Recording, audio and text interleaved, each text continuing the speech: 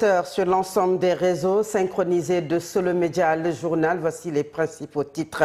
Migration irrégulière. Les arrivées des Sénégalais aux Canaries passent de 9 554 à 4 918 en une année. Une baisse symbolique des départs vers les Canaries. Les chiffres ont été donnés hier lors de l'atelier national portant sur l'élaboration de messages stratégiques contre la migration irrégulière.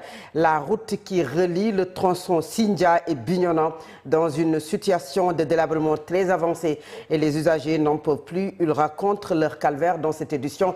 Vous les entendrez. Et puis en sport, les Lions du football ont fait match nul, 0 partout contre l'Arabie Saoudite à San Antonio aux États-Unis. Et la Fédération sénégalaise de lutte en ce moment suspend Reuk pour 6 mois, dont 3 mois avec sursis. Elle retire au lutteur 10% de son reliquat du combat contre Boignan dimanche.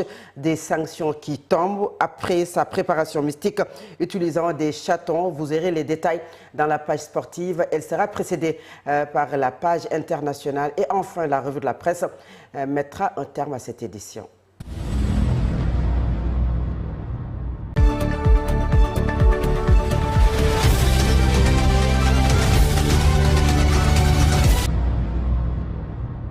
En politique, la réintégration d'Ousmane Sonko à l'Assemblée nationale contestée par une vingtaine de députés de l'opposition qui ont saisi le Conseil constitutionnel pour faire annuler la décision ayant autorisé son retour à l'hémicycle. Les litiges portent sur l'interprétation des règles d'incompatibilité entre fonction gouvernementale et mandat parlementaire, plaçant le Conseil constitutionnel au cœur d'un arbitrage aux importantes implications juridiques et institutionnelles.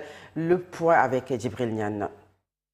L'affaire Ousmane Sonko s'invite désormais sur le terrain constitutionnel. Une vingtaine de députés de l'opposition issus du groupe Takku Wallu et des non-inscrits ont saisi le Conseil constitutionnel pour contester la décision du bureau de l'Assemblée nationale ayant permis la réintégration de l'ancien Premier ministre dans l'hémicycle. Selon les requérants, Ousmane Sonko se trouvait dès son élection comme député en 2024 dans une situation d'incompatibilité prévue par la Constitution en raison de ses fonctions gouvernementales. En choisissant de demeurer à la tête du gouvernement, il aurait, selon eux, renoncé de fait à son mandat parlementaire. Mais au cœur du débat juridique figure également l'article 124 du règlement intérieur de l'Assemblée nationale. Ce texte prévoit qu'un député nommé au gouvernement est provisoirement remplacé par son suppléant durant l'exercice de ses fonctions et retrouve son siège après leur cessation. Une disposition sur laquelle s'appuient les partisans de la réintégration de l'ancien chef du gouvernement. Pour l'opposition, la décision du bureau de l'Assemblée nationale, suivie de l'élection de Ousmane Sonko à la présidence de l'institution parlementaire, constituerait une violation de la Constitution et du principe de séparation des pouvoirs. Désormais, la balle est dans le camp du Conseil constitutionnel. Son éventuelle décision est attendue comme un arbitrage majeur dans un dossier aux implications institutionnelles et politiques considérables. En justice, près de 4 mois après le décès de l'étudiant Abdoulaye Ba au campus social de l'Université Cheikh Anta Diop de Dakar, le Front révolutionnaire anti-impérialiste populaire et panafricain, le FRAPP, relance le débat. Et puis dans un communiqué publié le 8 juin 2026, le mouvement exige davantage de transparence de la part des autorités judiciaires et réclame que toute la lumière soit faite sur cette affaire qui continue de susciter de nombreuses interrogations. C'est un récit de Mme Sorna Dramé. Le Front révolutionnaire anti-impérialiste populaire et panafricain, plus connu sous le sigle FRAPP, maintient la pression dans l'affaire du décès de l'étudiant Abdoulaye Ba. Dans un communiqué rendu public ce lundi 8 juin, l'organisation réaffirme son exigence de vérité et de justice concernant les circonstances de la mort du jeune étudiant, survenu le 9 février dernier au campus social de l'Université Cheikh Anta Diop de Dakar. Selon le mouvement, près de 4 mois après les faits, les Sénégalais attendent toujours des réponses claires sur les conclusions de l'enquête judiciaire. Le FRAPP rappelle qu'au cours d'une conférence de presse, le procureur de la République près le tribunal de grande instance hors classe de Dakar, Ibrahima Ndoye, avait annoncé que les investigations étaient sur le point d'être achevées. Depuis cette déclaration, aucune information nouvelle n'a été portée à la connaissance du public. Une situation que le mouvement juge préoccupante et de nature à renforcer les interrogations autour de cette affaire. Le FRAPP estime que la manifestation de la vérité est une exigence démocratique fondamentale. Sénégal. Il appelle les autorités judiciaires à communiquer sur l'état d'avancement du dossier et à prendre toutes les mesures nécessaires afin que les responsabilités soient établies. Par ailleurs, l'organisation a adressé ses félicitations à Maître Moussa Sarr pour sa nomination à la tête du ministère de la Justice, tout en exprimant l'espoir de voir ce dossier connaître des avancées significatives. Alors que les appels à la transparence se multiplient, l'affaire Abdoulaye Ba demeure l'un des dossiers les plus sensibles de l'actualité universitaire. Les regards sont désormais tournés vers la justice, attendus sur ses conclusions afin de dissiper les zones d'ombre et répondre à une exigence qui résonne toujours dans l'opinion. Vérité, justice et responsabilité. Une rencontre avec les juridictions de fond dit dialogue des juges s'est tenue mardi à Dakar autour des questions liées au droit immobilier à la jurisprudence en la matière, organisée par la Cour suprême en partenariat avec la coopération allemande à travers la ZIGS. Une initiative vise à renforcer la cohérence et l'harmonisation de l'application du droit entre les juridictions nationales et les cours suprêmes ou internationales. Je vous propose de suivre les explications de Mohamedou Mansour Mbaye. Il est le premier président de la Cour suprême. En effet, le droit foncier sénégalais présente une complexité juridique particulière, découlant notamment de la diversité des régimes applicables et du pluralisme des sources juridiques, combinant à la fois les droits positifs et les pratiques coutumières. Les régimes de l'immatriculation et du domaine national, institué au lendemain des indépendances, constitue une source de crispation foncière quasi permanente qui alimente en bonne partie le contentieux judiciaire. En raison du nombre important de pourvois sur la question, il s'avère nécessaire d'échanger entre professionnels du droit sur les textes et l'application que la Cour suprême en fait. Des sources juridiques combinant à la fois les droits positifs et les pratiques coutumières. Dans le cadre du projet cadastre et sécurisation foncière, un atelier d'information et de formation a réuni des parlementaires autour des enjeux de la sécurisation foncière et de l'aménagement du territoire au Sénégal. Cette rencontre vise à renforcer les capacités des députés afin de leur permettre de mieux appréhender les défis et les réformes liées à la gouvernance foncière. C'est un compte rendu de Sira Béatrice Ndion et de Cherti Janssen. Un atelier d'information et de formation des parlementaires sur la sécurisation foncière et l'aménagement du territoire au Sénégal a été organisé dans le cadre du projet cadastre et sécurisation foncière PROCASEF. Le coordinateur du projet, Mohamedou Moustapha Dia, a souligné l'importance de cette rencontre qui vise à renforcer les connaissances des députés sur les enjeux fonciers. Vous le savez, le projet PROCASEF est un projet multi-acteurs. Il y a des acteurs institutionnels, des acteurs non nationaux, étatiques, non étatiques. Et pour parler des questions foncières, il faut promouvoir le dialogue multi-acteurs. C'est pourquoi l'Assemblée nationale, en tant que législateur, il est normal que l'on se retrouve pour échanger sur cette problématique-là. Le PROCASEF, c'est son credo, parler avec tout le monde, avec tous les acteurs, et l'apport de l'Assemblée nationale sur ces questions-là, il est fondamental. Parce qu'au-delà de la législation, les députés habitent des localités à l'intérieur du pays. Et chaque jour, les citoyens leur adressent des questions relatives au foncier. Venu présider la rencontre consacrée à la formation des parlementaires sur le foncier, le président de la Commission de l'aménagement du territoire, de l'urbanisme, de l'habitat, des infrastructures et des transports à l'Assemblée nationale, Omar Sy, a salué cette initiative. Il a magnifié la qualité des échanges, estimant qu'il contribue au renforcement des capacités des parlementaires sur les enjeux du foncier. Le projet PROCASEF est venu à son heure parce que simplement elle permet de viser plusieurs objectifs, parmi lesquels nous pouvons citer en tout cas la sécurisation de l'accès au foncier pour les populations, mais également d'avoir un cadastre qui est fiable, numérisé. Mais ça permet également de pouvoir envisager le développement économique des territoires. Nous le savons, il ne se passe pas une semaine, en tout cas à l'Assemblée nationale, sans que le président de l'Assemblée nationale ne me transmette des courriers venant des populations et qui touchent à la question foncière. Cet atelier a permis aux députés de mieux comprendre les défis liés à la sécurisation foncière et à l'aménagement du territoire. Après le foncier, parlons de la prévention et de la gestion des risques du bâtiment. À présent, le Laboratoire national de référence des bâtiments et travaux publics, LNRBTP, s'inquiète de la recrudescence des effondrements récurrents des immeubles au Sénégal. À travers une rencontre de sensibilisation sur ce phénomène, les acteurs de ce secteur comptent mettre en place un mode de fonctionnement qui respecte les normes et standards nationaux et internationaux pour que les acteurs puissent répondre à ces normes. Je vous propose d'écouter les explications du docteur Laurent Sina. Il est le directeur général du laboratoire du BTP. Il est ici avec Ibrahima Khalid Djemé. Pas sans savoir que le secteur des BTP, c'est un secteur stratégique, mais qui est donc secoué par beaucoup de soubresauts. Il y a énormément de problèmes.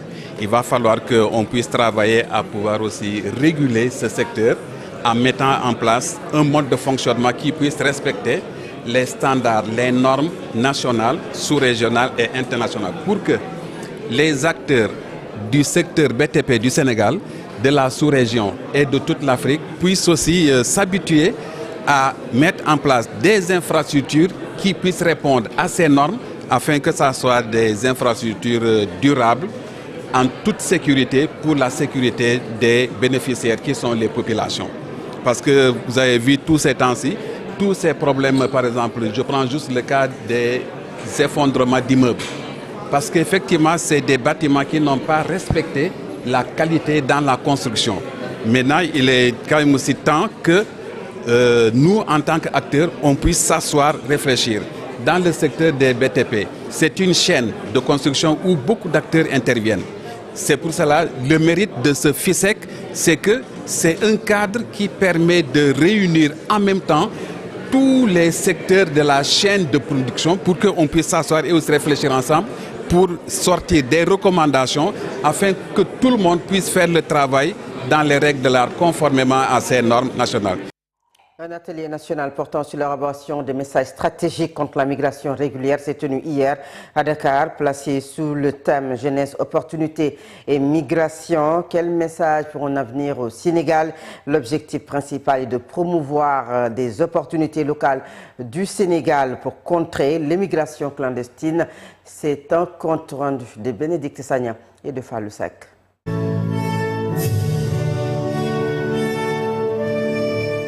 Ce programme vise à consolider les acquis et la première phase du projet, tout en élargissant son champ d'intervention à la lutte contre tous les types de trafic transfrontalier. Cette campagne rentre dans une droite ligne de l'approche du Sénégal pour lutter contre l'immigration irrégulière et la migration irrégulière d'une manière générale. C'est quoi? C'est d'adopter une approche holistique, une approche multidimensionnelle, c'est-à-dire où on va allier les questions de sécurité, de développement, voilà, et les questions communautaires.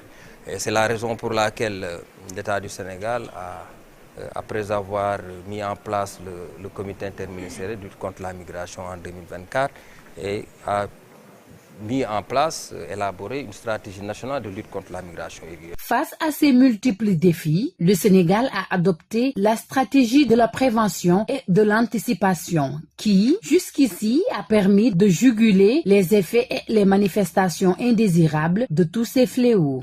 Sensibiliser sur les opportunités, les alternatives que l'État du Sénégal a mises en place pour lutter contre cette migration irrégulière. En quoi faisons?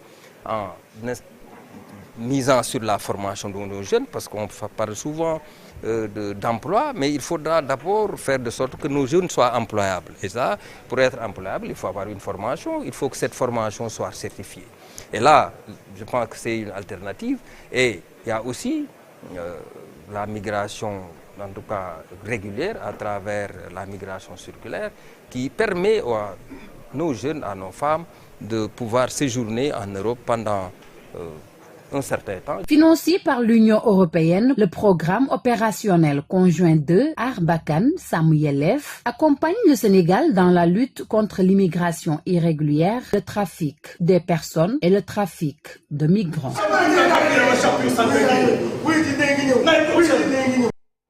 Cap vers le sud du pays, à Ziguinchor, les clubs des randonneurs ont organisé une randonnée pédestre à l'honneur de la culture de la verte Casamance. À travers cette rencontre, les acteurs prône le dialogue intercommunautaire et la valorisation de la culture des masques au Sénégal.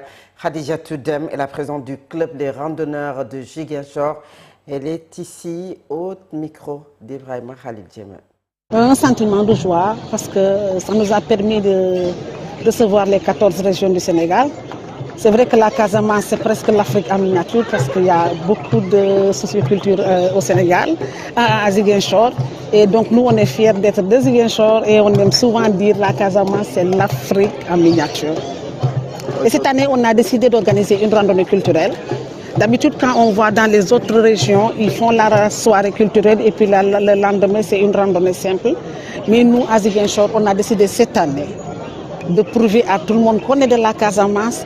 Et la Casamance, c'est une zone culturelle et multiculturelle d'ailleurs. C'est pourquoi on a décidé cette année de marcher avec les masques, de marcher avec le tam-tam pour permettre aux autres régions de voir notre culture. Parce qu'en réalité, un homme sans culture, c'est un baobab sans fruits. C'est une organisation qu'on a préparée en 2 ans. C'est vrai que ce n'est pas facile. Financièrement, c'est un peu compliqué. Quand on n'a pas les subventions de la fédération et de la commune, bien sûr, c'est difficile. Mais bon, on est un club, on est bien organisé. Et à l'image des autres clubs, ils organisent avec les mêmes problèmes que nous. Donc on affronte les problèmes ensemble, mais pour organiser et réussir comme les autres ont fait. Et Ziguinchor aussi a essayé cette année. Et je pense que si on n'a pas réussi à 100%, mais j'ose dire à 90%, ça a été. L'appel que je vais lancer, c'est d'abord remercier les autorités. Finalement, cette année, spécialement, Ziguinchor a marqué un bond extraordinaire parce qu'on a eu l'accompagnement des autorités du début à la fin. Ils ont vraiment accompagné. Merci et mention spéciale aux autorités de Ziguinchor et aux autres autorités de région aussi. Il faut en faire comme Ziguinchor. Et je pense que l'année prochaine, on va innover.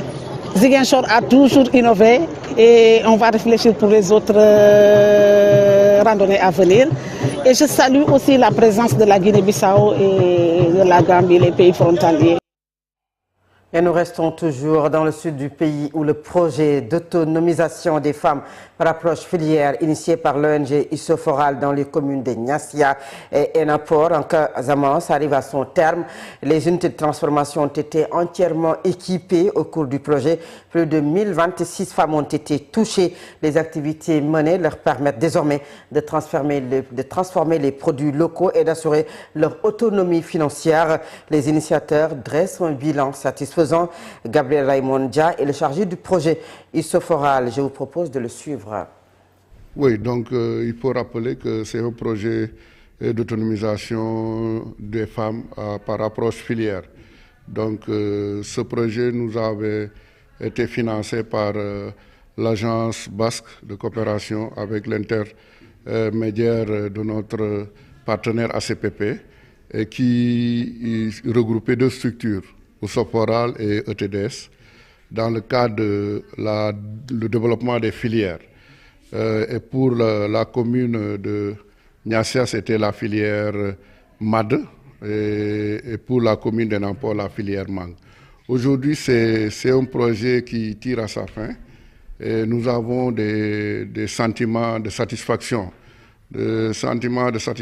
Pourquoi je le dis? Parce que tous les parties prenantes qui ont été identifiés à la phase de l'élaboration du projet ont pris part à la mise en œuvre, qui a fait qu'aujourd'hui, au niveau de ces 2 communes, les unités de transformation ont été réhabilitées, ont été équipées.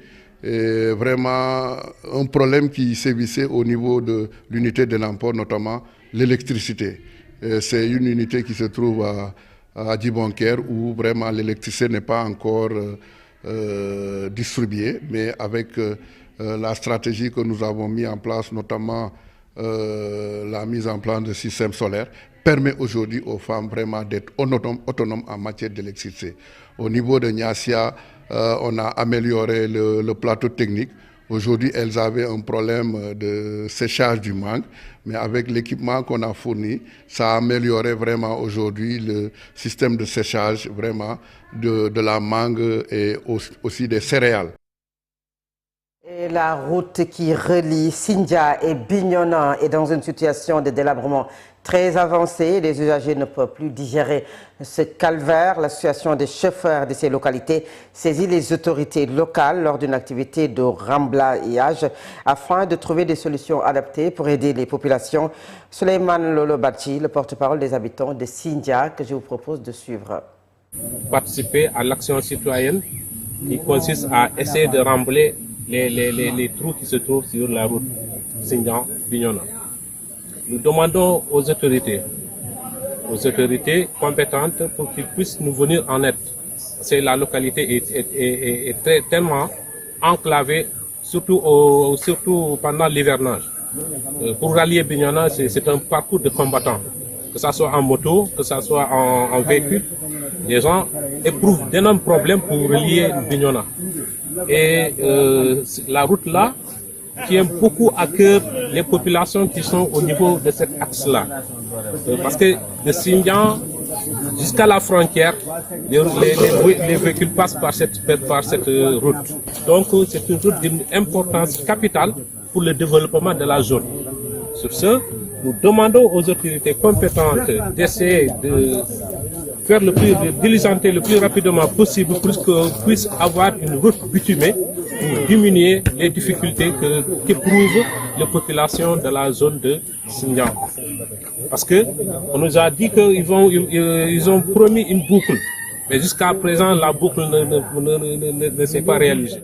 Nous sommes à quelques jours du pèlerinage de Ngedjaga consacré à la commémoration de l'exil de Seydina Limamoulaye. Les autorités administratives, les services techniques et l'État et le comité d'organisation ont tenu hier une réunion à la préfecture de Dakar. C'est une réunion du comité régional développement CRD. La rencontre a servi de cadre d'évaluation de l'état d'avancement des préparatifs et de concertation entre les différentes parties prenantes pour la réussite de cet événement religieux. Ndiogu Yalla Mathilde et le gouverneur de Dakar et Seydina Madjonlay, coordonnateur du pèlerinage de Ngedjaga, que je vous propose de suivre. Certainement dans nos prochaines éditions. Et puis c'est la fin de la première partie. La seconde partie, c'est la page internationale, le sport et la revue de la presse à présent l'Inter.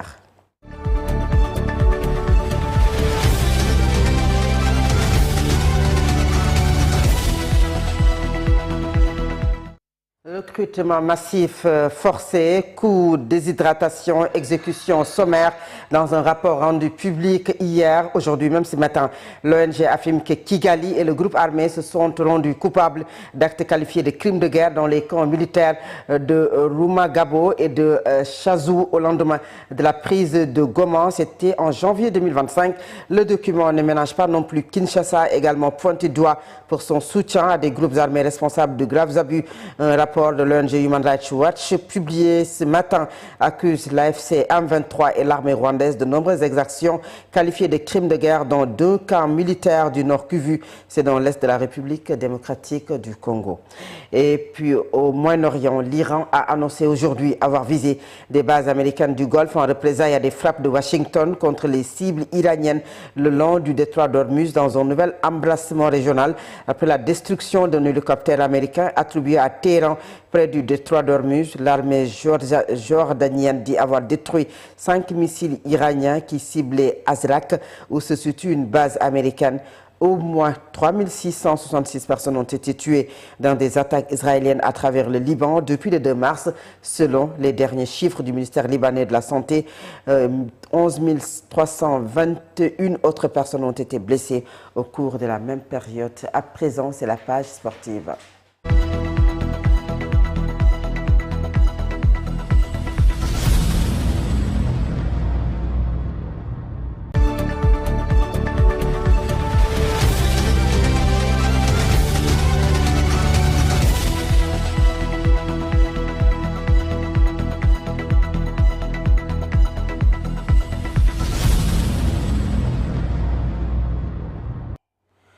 En sport, pas de victoire pour le Sénégal pour son dernier match amical avant la Coupe du Monde.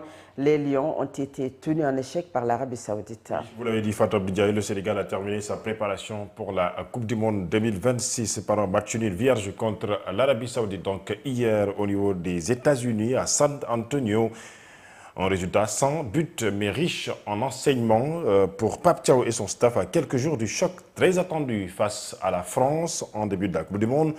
En retour donc, entre retour des cadres, ajustements tactiques et interrogations offensives, les Lions entrent dans la dernière ligne droite avant la Coupe du Monde 2026. Pape Maguedba.